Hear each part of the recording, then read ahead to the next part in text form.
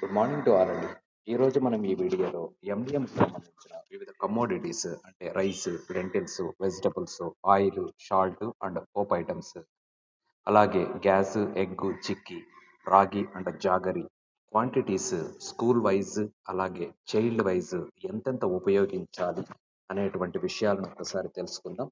ఎందుకంటే monitoring officers పాఠశాలలను visit చేసే టైంలో మనల్ని వీటికి సంబంధించి అడిగేదానికి అవకాశం ఉంటుంది. అలాగే మనం కూడా కొంత తెలుసుకొని ఉండటం అనేది minimum responsibility.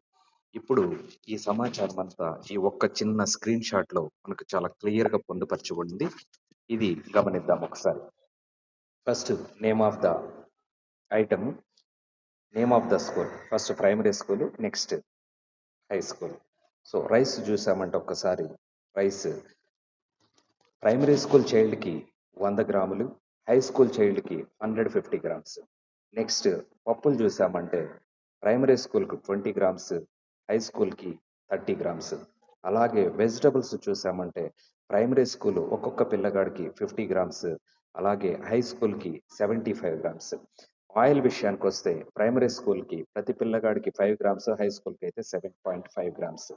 Salt and masala దినుసులు ఇది రిక్వైర్డ్, డిపెండ్ అపాన్ రిక్వైర్డ్ అనమాట. యాజ్ యూజువల్ గ్యాస్ కూడా ఎంత కావాలనో అంత వాడుకోవాలి, ఈ రెండు విషయాలు. నెక్స్ట్ ఎగ్ వెయిట్ విషయానికి వస్తే ప్రైమరీ స్కూల్కి అలాగే హై స్కూల్కి కూడా 45 to 55 గ్రామ్స్ అని చెప్తున్నాడు.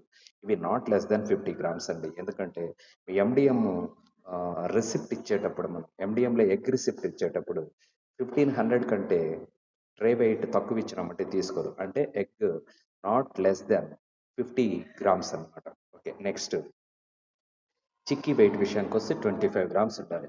అలాగే రాగి అండ్ జాగరి ఫ్లోర్ ఎంతెంత వాడాలి అంటే 10 గ్రామ్స్ పర్ చైల్డ్ అనమాట. రాగి జావా కోసం 25 మనము 10 గ్రామ్స్ వాడుకోవాలన్నమాట.